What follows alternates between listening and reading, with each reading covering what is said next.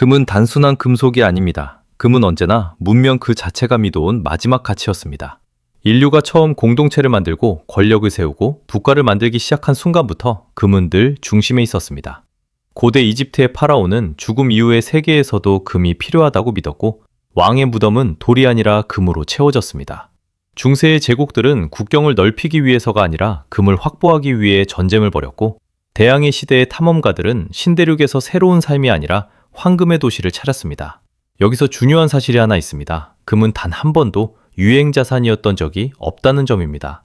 주식은 시대마다 바뀌고 화폐는 국가가 무너지면 종이 조각이 됩니다. 부동산 역시 지역과 인구 구조에 따라 가치가 변합니다. 하지만 금은 다릅니다. 나라가 사라져도 통화가 붕괴되어도 체제가 바뀌어도 금은 늘 같은 질문에 같은 대답을 해왔습니다. 이것은 가치가 있는가? 금은 언제나 그렇다고 대답해왔습니다. 그 이유는 단순히 예뻐서가 아닙니다. 금은 녹슬지 않고 부식되지 않으며 전기가 매우 잘 통합니다. 그래서 인류가 가장 앞선 기술을 사용할 때마다 가장 정밀한 순간마다 금은 반드시 등장합니다. 반도체, 우주선 부품, 의료 장비, 그리고 여러분의 스마트폰 속에도 금은 아주 미세하지만 분명히 존재합니다.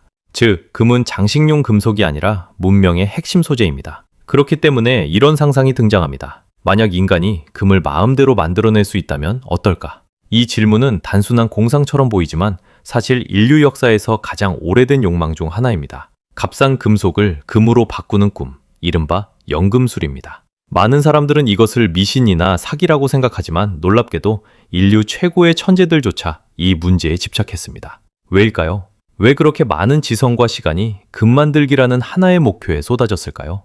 그 이유는 명확합니다. 금은 단순한 물질이 아니라 절대적 신뢰의 상징이기 때문입니다. 금이 마음대로 만들어질 수 있다면 그 순간부터 금은 더 이상 안전자산이 아닙니다. 희소성이 무너지고 신뢰가 사라지며 인류가 수천 년 동안 쌓아온 가치의 기준이 붕괴됩니다. 그래서 이 질문은 단순히 과학의 문제가 아니라 경제와 문명의 근본을 건드리는 질문입니다. 그리고 바로 이 지점에서 많은 분들이 묻습니다. 최근 인공금 만들기에 성공했다는 이야기가 나오는데 그렇다면 금값은 결국 폭락하는 것 아닙니까? 결론부터 말씀드리겠습니다. 이 질문에 대한 답을 내리기 위해서는 금이 어디서 왔는지부터 정확히 이해해야 합니다. 금은 지구에서 만들어진 것이 아닙니다. 그리고 인간의 손으로 쉽게 만들어질 수 있는 존재도 아닙니다. 금의 기원을 이해하지 못하면 인공금이라는 이야기가 왜 늘 사람들의 불안을 자극하는지도 제대로 보이지 않습니다. 많은 분들이 무의식적으로 이렇게 생각합니다. 기술만 발전하면 결국 금도 공장에서 찍어내듯 만들 수 있는 것 아니냐? 하지만 이 생각은 금이 어떤 과정을 거쳐 탄생했는지를 알게 되는 순간 자연스럽게 사라집니다. 결론부터 말씀드리겠습니다. 금은 지구에서 만들어진 물질이 아닙니다. 우리가 밟고 있는 이 행성, 지구는 금을 만들어낼 능력이 없습니다. 지구 내부의 온도와 압력, 에너지 수준으로는 금이라는 원소를 새롭게 만들어낼 수 없기 때문입니다.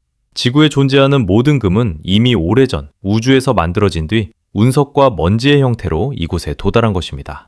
그렇다면 금은 어디에서 만들어졌을까요? 답은 하나입니다. 별의 죽음입니다. 우주의 모든 별은 거대한 용광로입니다. 별의 내부에서는 상상을 초월하는 온도와 압력 속에서 수소가 헬륨으로, 헬륨이 탄소로, 다시 산소와 네온, 마그네슘 같은 무거운 원소로 변해갑니다. 이 과정은 수억 년, 수십억 년에 걸쳐 천천히 진행됩니다. 하지만 여기에는 한계가 있습니다. 철은 원자번호 26번, 철까지만 만들 수 있습니다. 왜냐하면 철은 더 이상 에너지를 만들어내지 못하는 가장 안정적인 상태이기 때문입니다.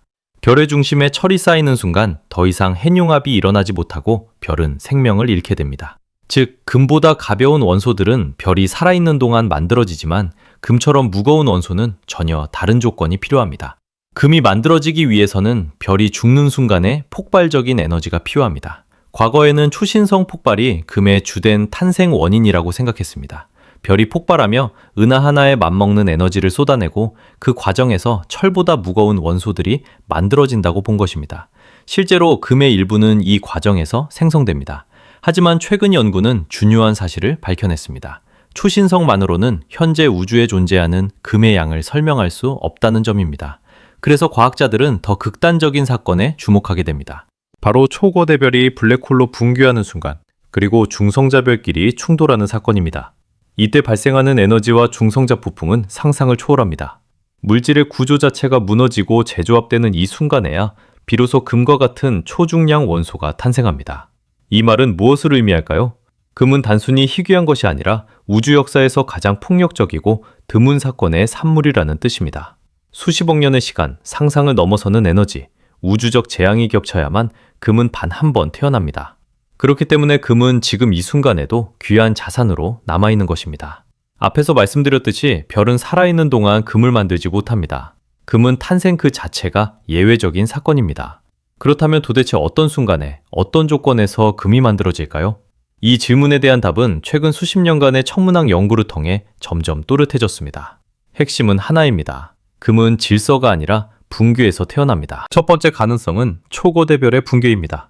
태양보다 수십 배 이상 무거운 별은 생을 마감하는 순간 중심부가 블랙홀로 주저앉으며 상상을 초월하는 폭발을 일으킵니다. 이 과정에서 방출되는 에너지는 일반적인 초신성보다 훨씬 강력합니다. 과학자들은 이러한 사건을 통해 철보다 무거운 원소들이 한꺼번에 생성될 수 있다고 보고 있습니다. 이때 생성되는 금의 양은 우리가 일상에서 상상할 수 있는 규모를 완전히 벗어납니다. 하지만 최근 연구에서 가장 확실한 증거를 가진 시나리오는 따로 있습니다. 바로 중성자별의 충돌입니다. 중성자별은 별이 죽고 남은 잔해입니다. 겉보기에는 작은 천체지만 그 밀도는 상식을 파괴합니다. 작은 부피 안에 태양 질량에 가까운 물질이 압축되어 있습니다. 이 중성자별 두 개가 서로의 중력에 이끌려 공전하다가 충돌하면 우주는 잠시 혼돈 상태에 들어갑니다. 이때 발생하는 현상이 바로 킬로노바입니다. 중성자들이 폭발적으로 쏟아져 나오고 이 중성자들이 기존 원자핵에게 결합하면서 철보다 훨씬 무거운 원소들이 한꺼번에 만들어집니다. 금과 백금이 이 과정에서 대량으로 생성됩니다. 이 충돌은 단순한 가설이 아닙니다. 인류는 실제로 이러한 사건을 관측했습니다. 중력파와 빛의 분석을 통해 중성자별 충돌로 엄청난 양의 금이 생성되었음을 확인했습니다. 단 한 번의 충돌로 만들어진 금의 양이 지구 전체에 존재하는 금보다도 많을 수 있다는 계산 결과는 많은 과학자들에게 충격이었습니다. 여기서 중요한 포인트가 있습니다. 이 금은 즉시 사용할 수 있는 형태로 존재하지 않습니다. 우주 공간에 흩뿌려진 금은 수억 년, 수십억 년에 걸쳐 먼지와 암석에 섞여 이동합니다. 그리고 극히 일부만이 행성에 포획되어 표면으로 올라옵니다. 우리가 채굴하는 금은 이 긴 우주 여행의 마지막 흔적에 불과합니다. 즉, 지금 여러분 손에 있는 금반지 하나에는 별의 죽음, 천체의 충돌, 수십억 년의 시간이 응축되어 있는 것입니다. 이 사실을 이해하면 금이 왜 쉽게 대체될 수 없는지 분명해집니다. 금은 단순한 자원이 아니라 우주가 허락한 희귀한 결과물입니다. 그래서 금은 언제나 인간의 통제 밖에 존재해왔습니다. 이쯤 되면 많은 분들이 이렇게 질문합니다. 우주에서는 그렇게 만들어진다 쳐도 인간의 과학기술로는 정말 금을 전혀 만들 수 없는 것입니까? 결론부터 말씀드리겠습니다. 인간은 금을 만들 수는 있습니다. 그러나 가질 수는 없습니다. 이 차이를 이해하는 것이 매우 중요합니다. 현대 과학은 더 이상 연금술의 시대에 머물러 있지 않습니다. 우리는 화학을 넘어 물질의 가장 깊은 층위인 원자핵을 다루는 단계까지 도달했습니다. 원자를 쪼개는 핵분열, 원자를 합치는 핵융합까지 가능한 시대입니다. 즉, 물질의 정체성을 결정하는 핵심 요소에 직접 손을 대고 있는 것입니다. 그렇다면 이론적으로 금을 만드는 방법은 단순합니다. 금은 원자 번호 79번, 즉 양성자가 정확히 79개인 원소입니다. 다시 말해 양성자의 개수만 정확히 맞출 수 있다면 금이라는 이름을 얻게 됩니다. 예를 들어 양성자가 하나 더 많은 원소에서 하나를 떼어내거나 하나 적은 원소에 하나를 더하면 금이 됩니다. 문제는 그 과정입니다. 원자핵은 상상을 초월할 정도로 강력한 힘으로 결합되어 있습니다. 이 결합력은 우리가 일상에서 접하는 어떤 접착제와도 비교가 되지 않습니다. 인간이 손으로 혹은 일반적인 에너지로는 절대 건드릴 수 없는 영역입니다. 그래서 이 작업을 가능하게 만드는 유일한 장치가 바로 입자가속기입니다.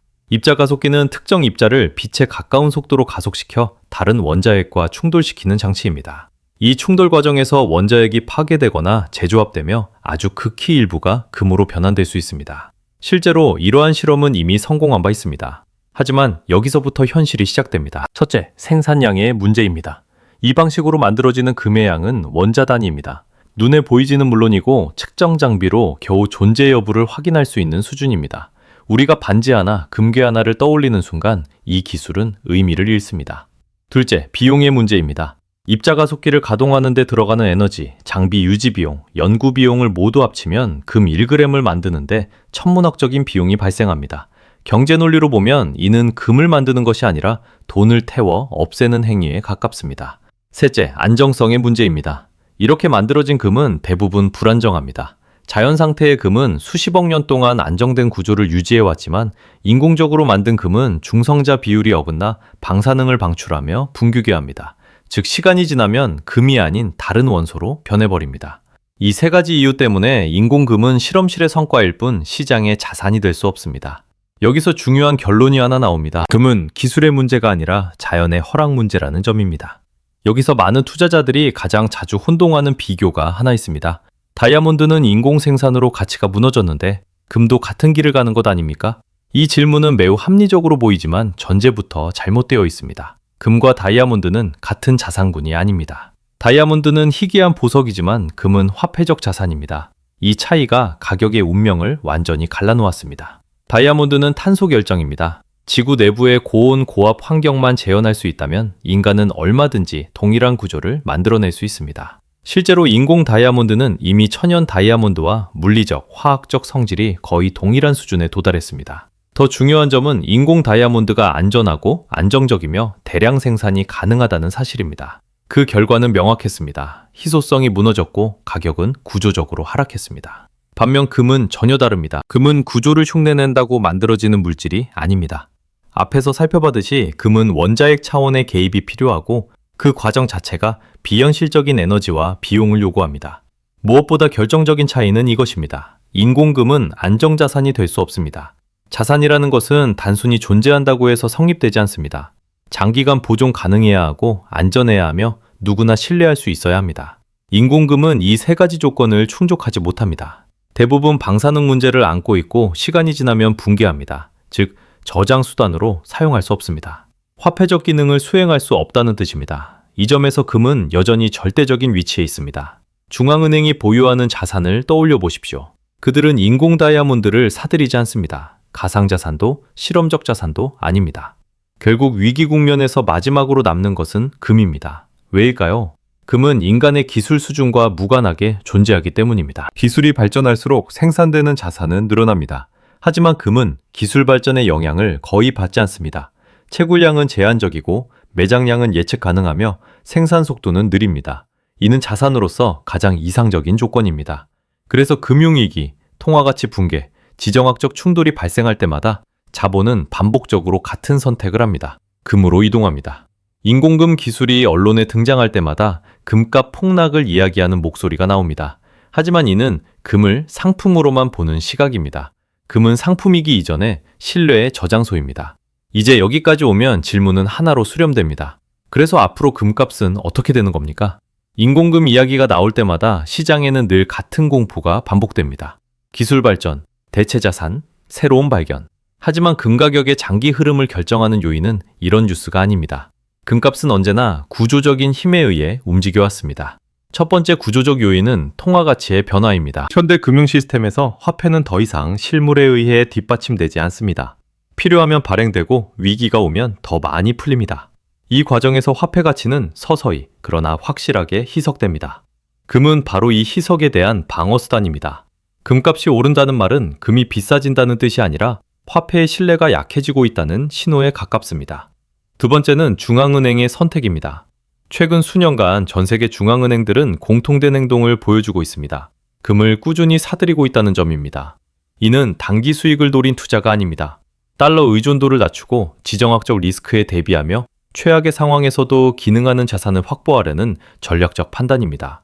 개인 투자자가 이 흐름을 무시하는 것은 매우 위험합니다. 세 번째는 공급의 한계입니다. 금 채굴량은 단기간에 늘릴 수 없습니다. 새로운 광산을 발견한다고 해도 실제 생산까지는 수년, 때로는 수십 년이 걸립니다. 기술이 발전해도 이 구조는 변하지 않습니다. 앞에서 살펴본 것처럼 인공생산은 경제성을 갖출 수 없기 때문입니다. 공급이 제한된 자산은 수요가 늘어날 때 가격이 오를 수밖에 없습니다. 여기서 중요한 포인트가 있습니다. 금 투자는 타이밍 게임이 아닙니다. 금은 단기간에 큰 수익을 노리는 자산이 아닙니다. 대신 자산 전체의 균형을 잡아주는 역할을 합니다. 주식이 흔들릴 때, 부동산이 불안할 때, 통화가 신뢰를 잃을 때 금은 조용히 존재감을 드러냅니다. 위기 때마다 뒤늦게 찾는 자산이 아니라 위기 이전에 이미 가지고 있어야 하는 자산입니다. 인공금, 신기술, 새로운 발견에 대한 뉴스는 앞으로도 계속 나올 것입니다. 하지만 그때마다 기억해야 할 사실은 단 하나입니다. 금은 기술 뉴스로 움직이지 않습니다. 금은 인간의 불안, 시스템의 균열, 신뢰의 이동으로 움직입니다.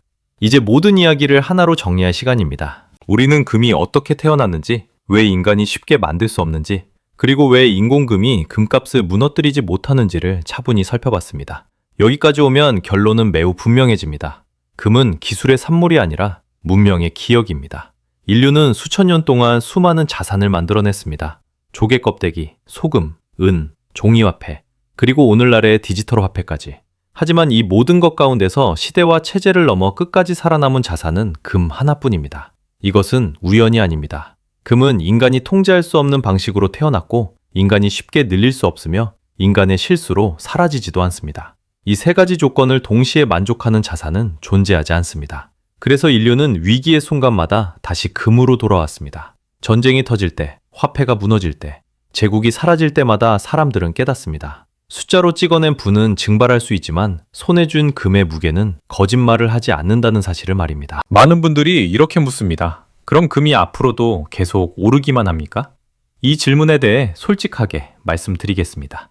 금은 언제나 오르기만 하는 자산이 아닙니다. 금도 조정을 겪고 때로는 오랜 기간 움직이지 않을 수도 있습니다. 하지만 금이 가진 본질적인 역할은 가격 그래프가 아니라 자산 시스템의 마지막 안전판이라는 점에 있습니다. 금은 부자가 되기 위해 사는 자산이 아닙니다. 금은 가난해지지 않기 위해 보유하는 자산입니다.